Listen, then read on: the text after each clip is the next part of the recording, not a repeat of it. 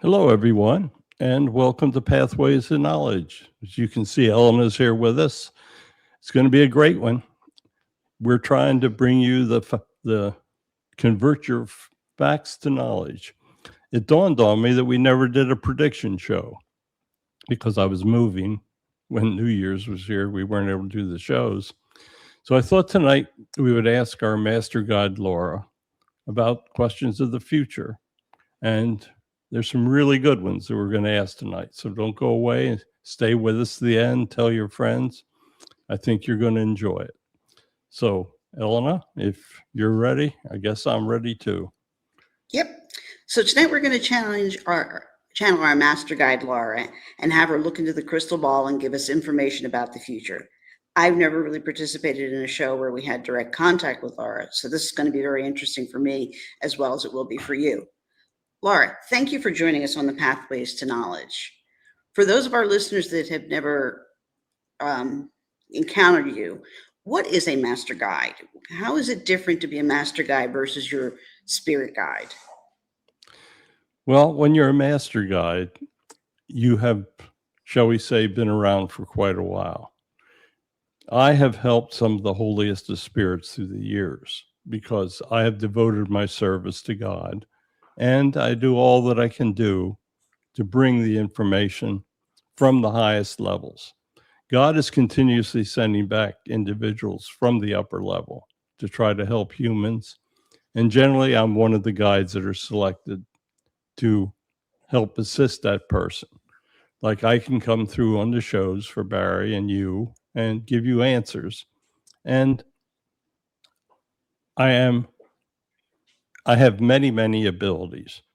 Everyone has guides, but if you've come back from a non upper level, then your guides are going to be people, shall we say, that are apprentices, that are learning to be guides, that are helping.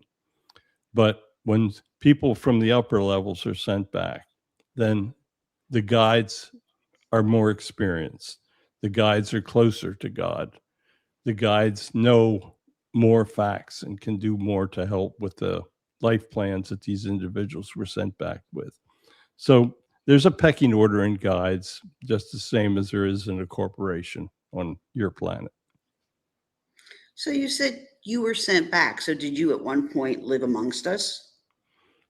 There was a time that I lived lives, but I never lived a life on Earth because I've been a guide for many, many years, long before humans actually walked the Earth. So I was on other planets, but I served God in many different ways. So how's it possible for you to know the future when you are in heaven? Well, that's one of the miracles of heaven. Time, we don't literally have time here, but those who come to planets usually have a function of time. And time can be, the best way to describe it is like a spiral of energy. And you can go back and you can, shall we say, pierce that spiral and see things. So there's a future and there's a past. Generally, the future is based on events that are taking place in the current. But we can see the future and we can see the past. When the soul comes over here, depending on the level that you're on, you have some abilities as well to see the future and the past. But it is basically something that the guides are more familiar with, have more access to. So we see the future as of the decision time in which we're making the life plan for the individual. So while we say there is no time, once you return to another dimension, there is time in that dimension. So we can look into that dimension, into the future and into the past. I don't know if that makes sense, but time is very complicated. Is there a way for a spirit guide to become a master guide? Yes, serve God through millions of years. It's very simple. How far into the future is it possible for you to know the outcome? That's an interesting question as well. The further into the future that we look, the more it is possible that what we're seeing will be changed by events that take place in the interim. So we can see pretty far into the future, but really we're most accurate with seeing possibly 1 or 2 generations into the future. If a culture is not going to be around, then we will know that. But things change, but we are pretty accurate into what is for you the near term. Keep in mind that for us over here, the future of a human life is an incredibly short period because of the no time factor. So what we see is compressed. What you live through is the result of the compression expanded, if that makes sense. Mhm.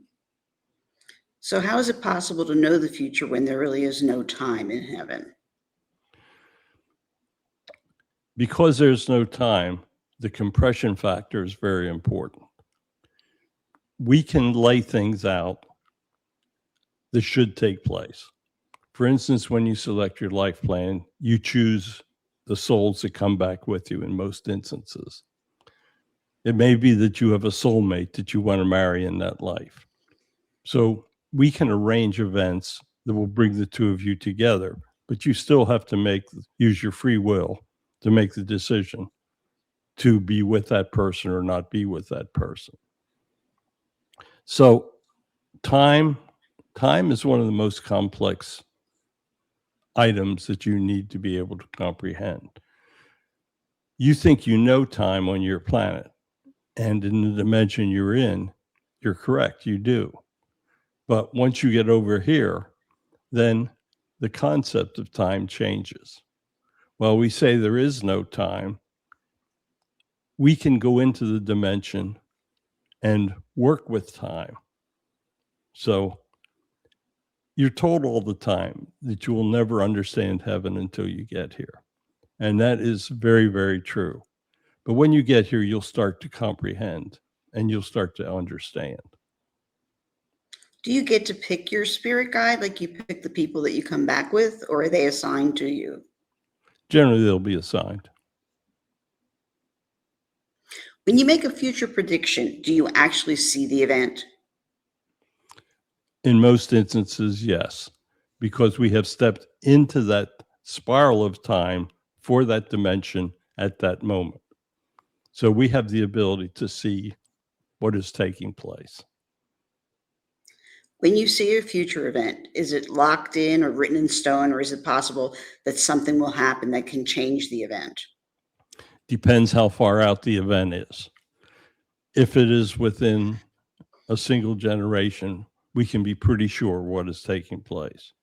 But as you move out in the spiral of time for the dimension, for the planet in which you're in, then the uncertainty increases. Will governments become more unified or fragmented in the future?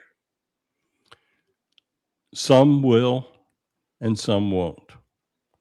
Sadly, I have no definitive answer there because until humans learn to get along, governments will be fragmented. It is going to be a long process for humans. There are so many animosities, so many hatreds that they've developed through time that governments and people will be fragmented until they truly accept the concept of getting along, showing love towards one another, and learning to cooperate. So there are governments now that are showing unity that will become fragmented in the future. And there are governments today that are very fragmented that will find unity in the future. Because humans have got to learn that it is only through unity in government that they can truly advance. Do you ever see a time in the future when humans will live in peace? And if so, how long do you think it'll take? Humans will either learn to live in peace or there will be no humans. Humans are on a path of self-destruction. We keep telling you and we keep trying to guide you into learning cooperation and love. We see different possibilities as we expand into the future. One definite possibility is that humans will not exist. One definite possibility is that humans will learn to cooperate. But the concept of total cooperation is very far into the future. If they do not learn that, then it is possible that the future track we're watching will not exist. So it's a difficult question. If humans are on the path to learning, they have to make basic steps in the near future and advanced steps of cooperation in the distant future. If they fail to cooperate, then there will be mass wars. And then the question becomes very difficult to answer. What do you see as the most important event that will take place worldwide in the next year? In the next year, I think the most important event is going to be how some countries will draw together and some countries will draw apart. It is in the next year, the probability of cooperation between countries that will lead to peace is diminishing. I think that the lack of cooperation and love between countries is going to be the most important event of the coming year. Do you think that we're on the path for another world war? There is a distinct possibility. Leaders are making attempts to have discussion.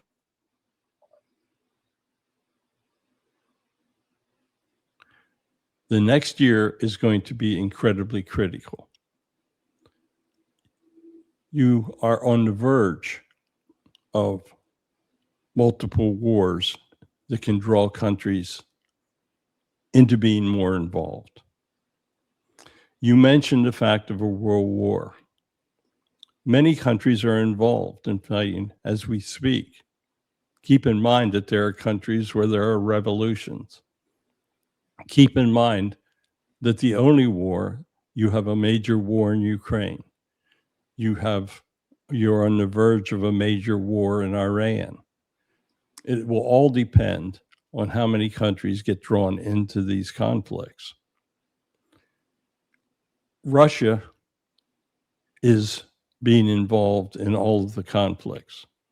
Will the people of Russia rise up because their standard of living is diminishing? That is up to the people of Russia. We see great discontent in Russia's future. How fast this takes place will probably determine the extent of the war the wars that are currently happening.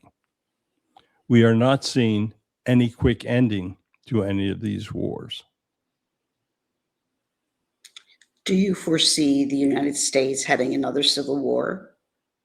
No, that will not happen in the United States. Will there be any major disasters occurring in the United States within the next year? Yes, the tectonic plates are moving, and there will be a time that you will have a major earthquake in the United States in the near future. There will be in California? There will also be several major storms. The temperatures of the oceans are increasing. As long as the water increases, storms will have more energies. So there will be some very dangerous storms this summer. What will be the location of the first off-Earth self-sustaining city? it will be on the moon. It will be very difficult to get a self-sustaining system as far away as Mars. There will be attempts to colonize the moon because there is great wealth in the minerals of the moon. So there will be a time the countries are competing to colonize the moon. That will be the easiest and the closest. Is it possible for humans to adapt to a low gravity environment? Not at this time. Humans will have to evolve to the point that they can live in a low gravity environment. Gravity is very important for the internal structures of the human body. Without having gravity, much will take place. So there's going to have to be a distinct evolutional change in the human systems before they will be able to function in a low gravity situation without being in an environment that simulates gravity. So it is going to take time for that to happen. And by time, you mean generations. Yes. How long will it take before everybody accepts the alien presence? The alien presence is going to be accepted within 5 years. The governments are still trying to maintain secrecy. There will be an event take place where they will no longer be able to maintain the secrecy. When will the major event occur when everyone becomes aware of this presence? If the governments do not take a more realistic approach, the event will happen within 5 years. What will be the first area of cooperation between the aliens and the humans? The first real areas of cooperation will be in the medical sciences. Cultures and individuals from other planets have very, very advanced techniques for healing. There will be adaptations of the equipment that is used every day on the other planets to help give humans a longer lifetime. But that will be determined when God decides that humans deserve a longer lifetime. If humans are continuing the path that they're on towards warfare and hatreds, God is not going to allow the other civilizations to expand the lifetimes of humans. When humans learn to get along with one another, you will find that there will be medical science to help that take place. Human conflict and economic struggle is tied to resource scarcity. Will there ever be a time when the resource equality for all, and if so, when? Resource scarcity is a misconception. There are plenty of resources available for everyone on this planet. God provided those resources. It is the humans themselves that limit the availability of the resources. For instance, there are individuals of unbelievable wealth that could use that wealth for helping others. There is plenty of areas for farmland, but pollution, economics, other subjects will keep food shortages. There is no need for any type of shortage at this time. But if humans continue to pollute the earth, then they will be creating shortages. For instance, if you pollute your oceans, the fish will not be available for food sources. So it always comes down to the free will of humans. God provided all of the assets that humans need to advance. It is up to the humans to make the choice to use them wisely. Will there ever be a time when preventable diseases reach zero? And if so, when? There will be a time.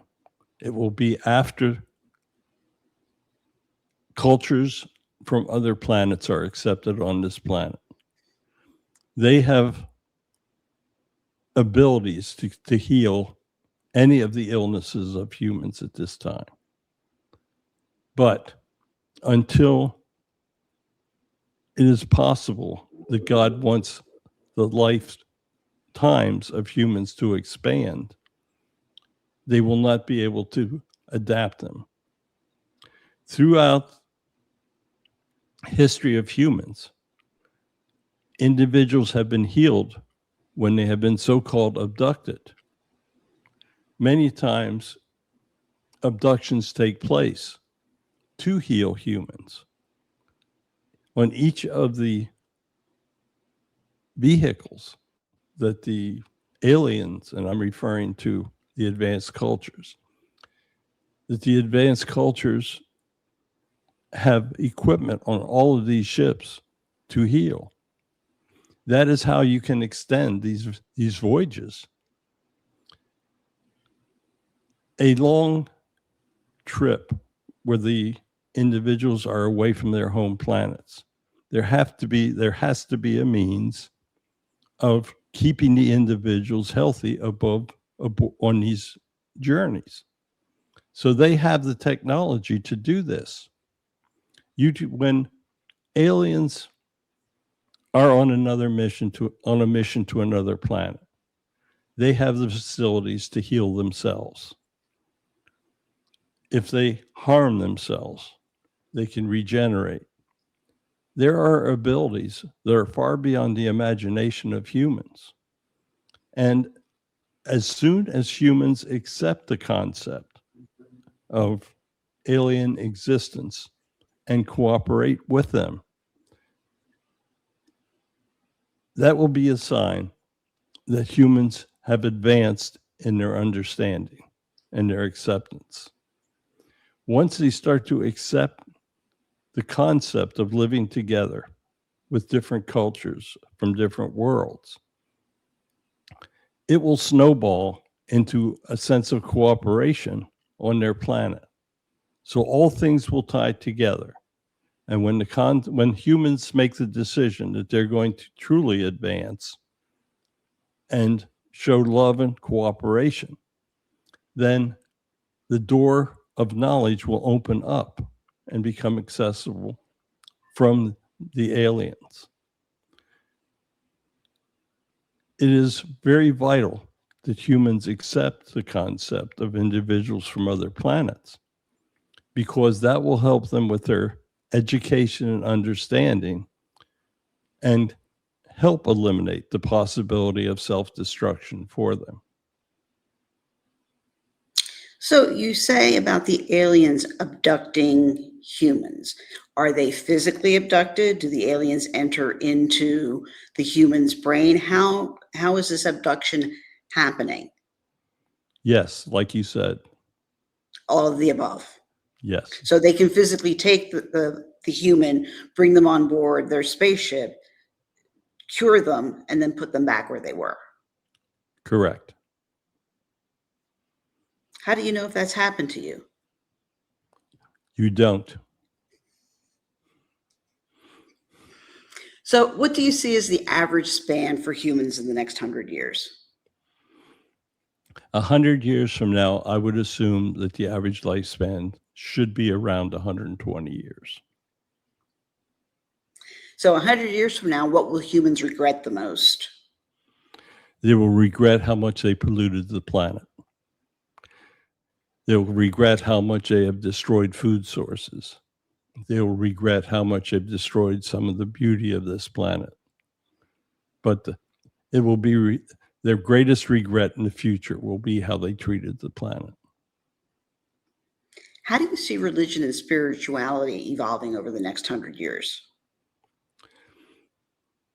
As individuals understand the concept that all souls will go to heaven and that you are individually responsible for your own life decisions and how you are judged when you return to heaven,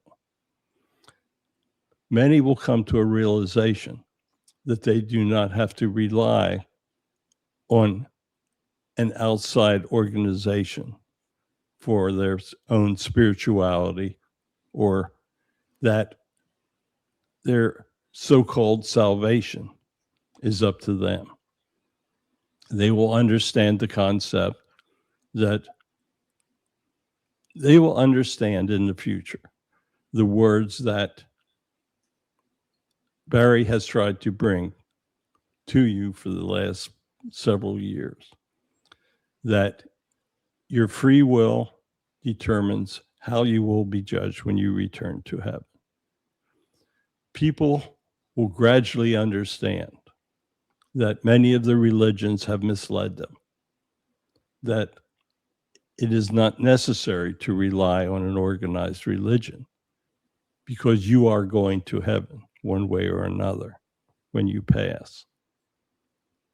So there will be less dependence on organized religions in the future, but there will be more dependence on the concept of individual spirituality and understanding of the commands that God wants you to follow.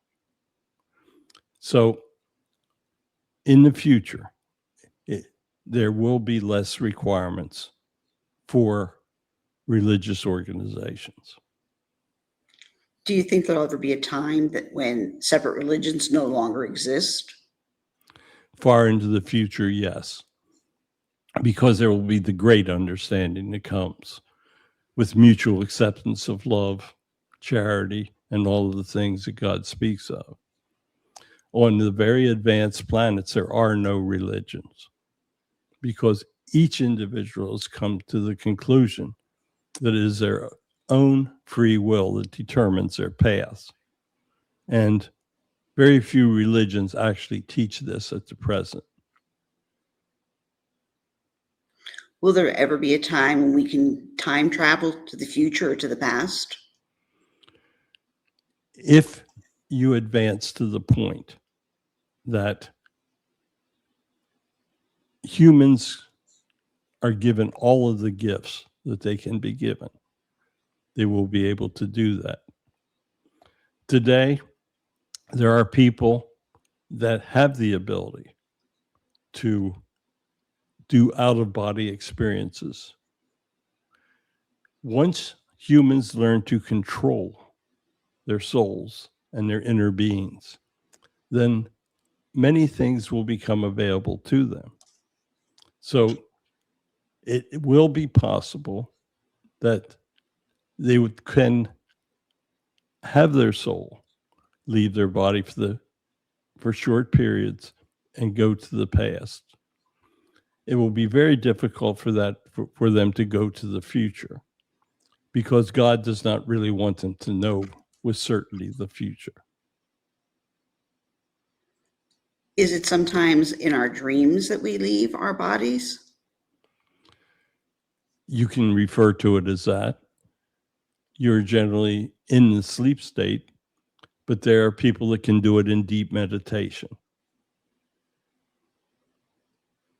In the future, do you think people will only live in large cities?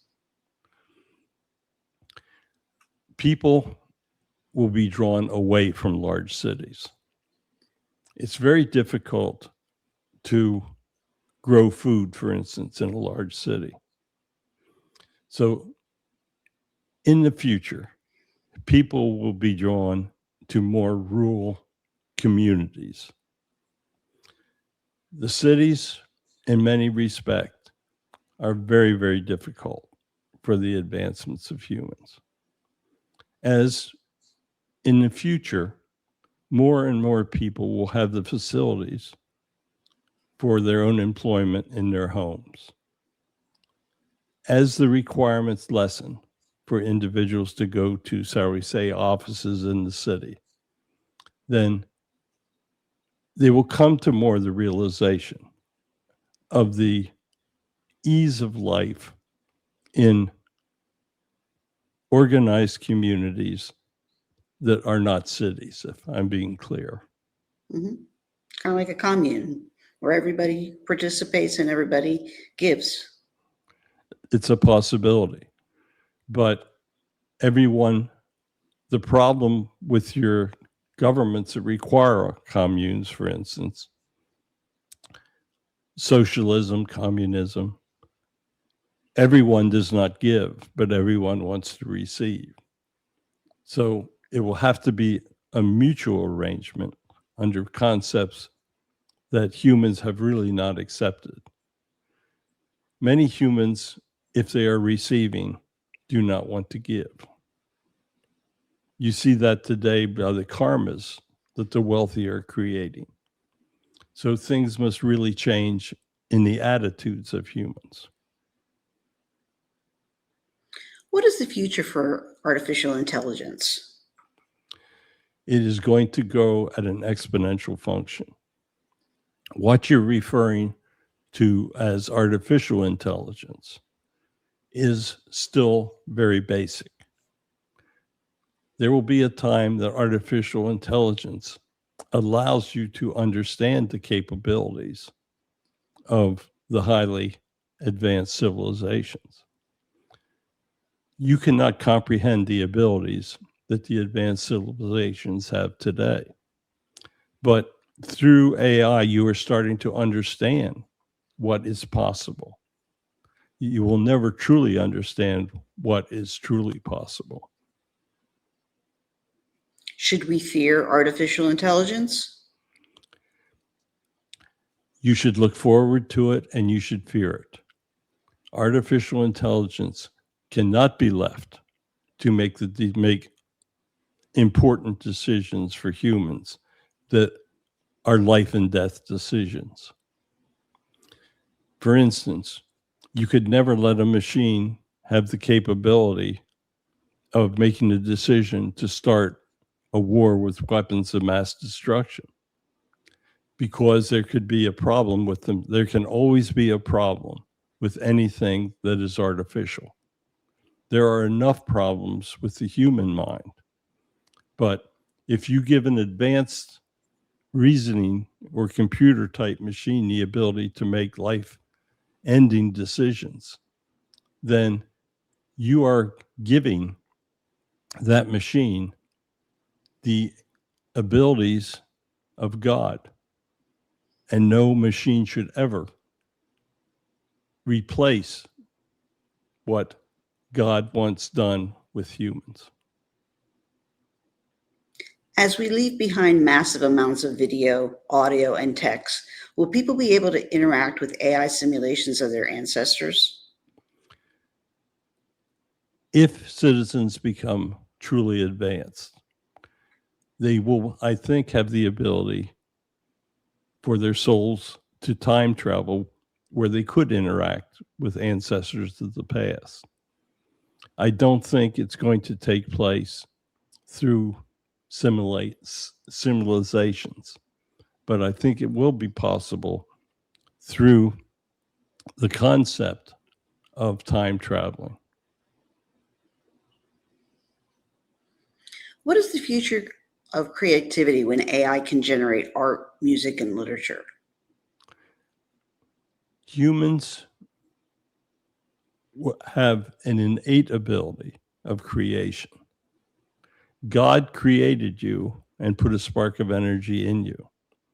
So there is a spark of creativity, of imagination, of controlling your environment that will never be suppressed. The most advanced cultures still have individuals that do what you refer to as artwork. They have what you refer to as music, ways of communicating. Even though you're communicating telepathically, there are things or actions that bring peace and comfort to those individuals at any stage of development. So there, you will always have that spark of energy, and you will always have a spark of creativity, or however you want to refer to it. Keep in mind that things will change so much into the future that your concept of art, music, and creativity today will not be the same as it will be hundreds of years into your future. 100 years from now, what will the primary energy source be? You will still have some reliance on petroleum products, but the energy source of the future lies in hydrogen. You will have motors with the capability of running on the hydrogen in water. Nuclear energy will still be available, but in a far different form. You will be able to have miniaturized nuclear reactions. So it will be in some ways similar, but in much ways different 100 years from now. What will the family structure look like 100 years from now and beyond? In advanced civilizations, the family structures have become closer because as many of the needs go away, for instance, individuals will not have to work 40 hours a week in advanced cultures. Things totally change. So there's more time for family structure. Humans will always have their children in the same manner. There will always be social interaction for humans. Time has shown that as cultures become more understanding of the concept of cooperation and love, they have more time to spend with their families. And family structures actually become closer. So when an individual doesn't have to work 3 jobs to raise a family, it has time to spend much more time with the young, with their husbands here on the planet, or with just simply with friends. So the family structure actually have been shown to grow closer as technologies increase. What hidden historical truths will become known in the future? Many. Probably the greatest historical truth that will be learned is the negative effect that religions have played on the development of humans. Throughout time, organized religions have controlled humans and in many ways determined their evolution. So I think the understanding of what took place will become much more vivid through time. Do you have a final message for us? Yes, humans are different from many of the other creatures throughout the universe. God wants humans to develop into advanced beings. Today, they're quite primitive. Humans think they're very advanced, but in reality, they're not. Human evolution, as you hear in almost every message that you receive, is dependent on humans cooperating and doing what is best for others.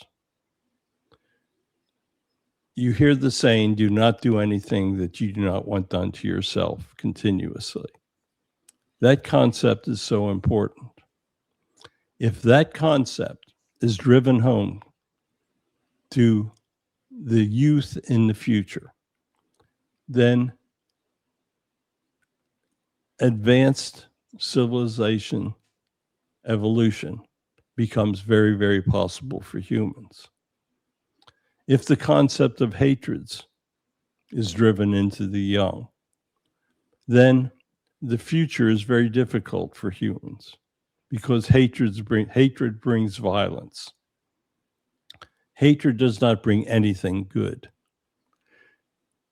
Humans have the capability of learning. They have the capability of being educated. And if they decide to use those abilities for the betterment of all, then their future evolution is assured. If they use the technologies simply to advance warfare techniques and to figure out how to kill more humans at a time and wage wars, then it is inevitable that the human evolution will end. So it all comes down to free will. Free will controls what takes place in the future. Each individual has free will, but each individual must use that free will to learn to cooperate with others. The future can be incredibly bright for humans. Current time is very distressing, but humans must learn that what is currently taking place with all the violence is a terrible thing and must end. If a human takes time to go for a long walk in the mountains, they learn what peace and tranquility truly is. Why cannot you transfer that sense of peace and tranquility to your everyday lives?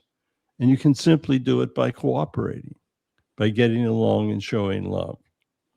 So we are doing our best over here to help bring good things to humans, to show them the path, to teach them of the energy of God. As we look to the future, everything is not dark. There is always light that comes after darkness. There is always sunshine after the storm. So humans just simply have to use their free will to focus on the sunshine and the light of God. It's really that simple. So thank you so much for allowing me to speak. I thoroughly enjoyed it as always. We've been working with Barry and Connie now for many years, and we're starting to get some good results. Many people are listening. Many people are actually starting to pay attention, but it has to just be a basis of foundation. So thank you, Elena. It was very nice meeting you. You could not resist those questions, could you? No. But we knew it was coming. So thank you so much. And I hope all of your listeners tell others of this show because there was some very, very important information given. Goodbye, and thank you so much.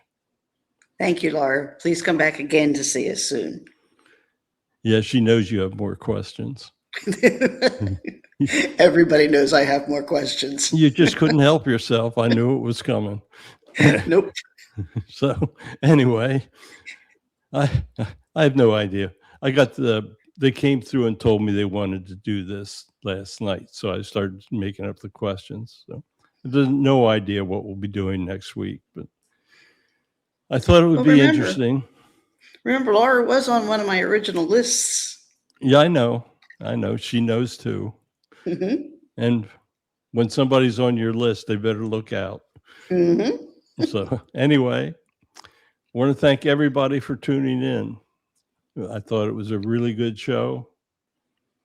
We'll be back again next week. Don't know what it's going to be, but I guarantee it's going to be interesting. Absolutely will. Elena, goodbye. Bye. Thank you. Bye, everyone. And we'll all talk later. Have a blessed week.